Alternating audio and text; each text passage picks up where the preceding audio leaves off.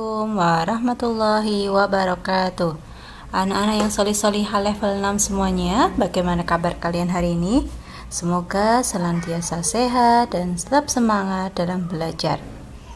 Alhamdulillah, hari ini kita bertemu kembali dengan Ustazah Dia ya. Hari ini kita akan belajar tentang pemanfaatan energi listrik di era globalisasi.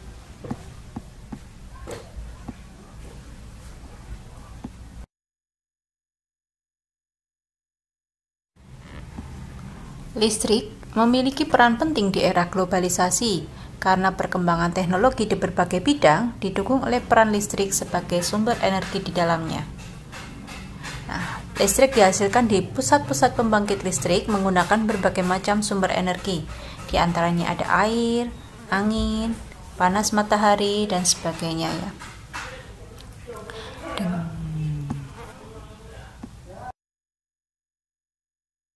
Kita akan belajar tentang pembangkit listrik tenaga air atau PLTA ya, PLTA, karena kita memiliki sumber daya air yang sangat banyak karena sebagian besar dari kepulauan kita adalah air, maka pembangkit listrik tenaga air ini menjadi umum untuk digunakan.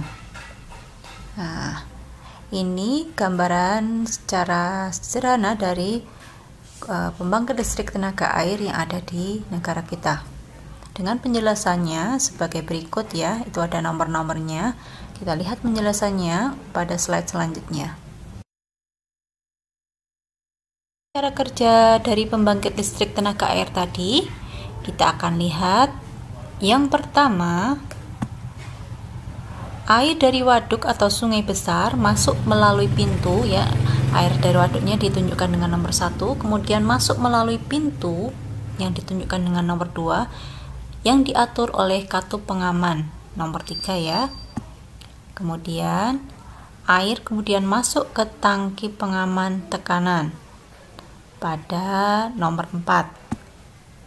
Selanjutnya air dalam pipa pesat pada nomor 6 ya, yang mengalirkan dengan mengarahkan air ke turbin ditunjukkan oleh nomor 8. Turbinnya melalui katup pengatur tekanan untuk mendapatkan tekanan energi yang lebih besar. Energi potensial air kemudian menggerakkan turbin nomor 8. Energi gerak tersebut kemudian diubah menjadi energi listrik oleh generator. Energi listrik dari generator kemudian diatur kapasitas tegangannya dan dialirkan oleh transformer yang ditunjukkan oleh nomor 10 ya. Energi listrik kemudian dibagikan ke konsumen oleh saluran transmisi.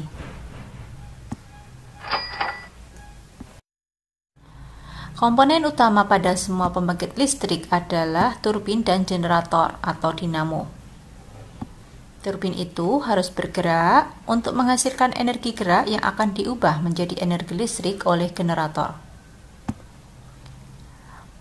Pada pusat pembangkit dari waduk-waduk besar, energi listrik yang dihasilkan sangat besar sehingga mampu memenuhi kebutuhan listrik warga di berbagai wilayah. Di daerah pedesaan yang tidak terjangkau listrik dari pemerintah, biasanya membuat pembangkit listrik secara mandiri dan hanya cukup untuk memenuhi kebutuhan listrik sekitar. Pembangkit listrik yang hanya cukup untuk memenuhi kebutuhan sekitar itu bisa kita sebut dengan pembangkit listrik mikrohidro. Pembangkit listrik mikrohidro adalah pembangkit listrik yang memanfaatkan sumber air yang ada di lingkungan sekitar saja, jadi hanya untuk memenuhi kebutuhan yang sangat terbatas ya. Seperti ini gambar mikrohidronya, silakan diperhatikan. Dari aliran air menggerakkan kincir air akan menggerakkan turbin, kemudian dari turbin akan dihasilkan listrik dan dialirkan menuju ke perumahan di sekitar.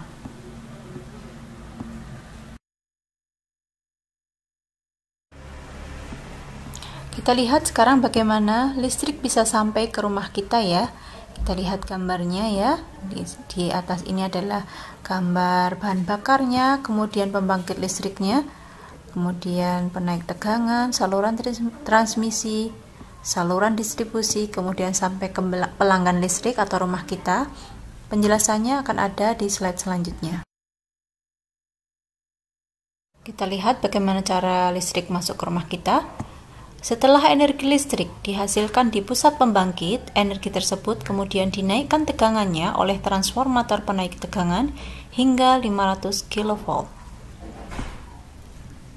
Kemudian disalurkan ke berbagai tempat menggunakan sistem transmisi yang disebut SUTET. Singkatannya SUTET ya, kepanjangannya adalah saluran udara tegangan ekstra tinggi yang menyalurkan energi listrik dari pusat pembangkit. Melalui SUTET, energi listrik masuk ke gardu induk. Di gardu induk, energi listrik diturunkan tegangannya oleh transformator penurun tegangan menjadi 20 kV. Kemudian disalurkan ke gardu-gardu listrik dan diturunkan lagi tegangannya menjadi 200 volt. Akhirnya, energi listrik bisa masuk ke rumah warga. Komponen utama pada proses penyaluran energi listrik adalah sistem transmisi, sistem distribusi, dan transformer penaik dan penurun tegangan. Menurut kalian, mengapa energi listrik perlu dinaikkan dan diturunkan tegangannya? Energi listrik perlu dinaikkan dan diturunkan tegangannya sebelum disalurkan ke rumah-rumah karena jarak antara pusat pembangkit listrik dan rumah sangat jauh.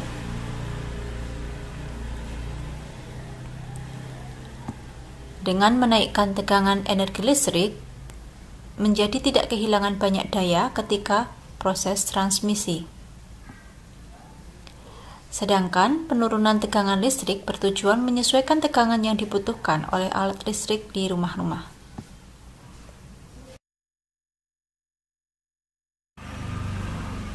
Pasokan listrik sekarang yang semakin berkurang, ini disebabkan karena menipisnya sumber energi yang digunakan untuk memproduksi listrik ya, seperti minyak bumi, gas, batu bara, dan panas bumi. Makanya kemudian manusia berpikir bagaimana cara mencari sumber energi alternatif yang bersih, aman, bebas polusi, dan selalu tersedia tanpa batas. Nah, salah satu bentuk energi alternatif yang digunakan adalah sel surya atau pembangkit listrik tenaga surya. Nah, inilah gambar dari pembangkit listrik tenaga surya.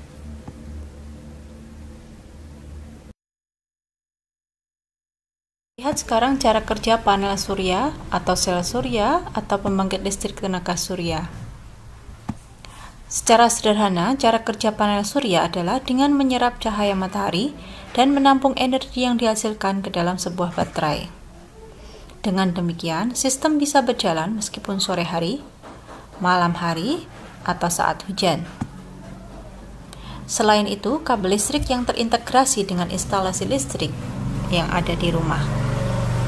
Ketika ada konsumsi listrik dari barang elektronik, otomatis tenaga listriknya diambil dari baterai. Seperti yang sudah disebutkan sebelumnya, bahwa listrik semakin berkurang karena pasokan sumber energi yang juga semakin menipis, maka sekarang tugas kalian, coba amati lingkungan di sekitarmu, kemudian jawablah pertanyaan berikut. Apakah terjadi pemborosan energi listrik di sekitarmu? Nah, kalau terjadi pemborosan energi listrik, coba sebutkan contohnya, misalnya memakai lampu secara terus-menerus.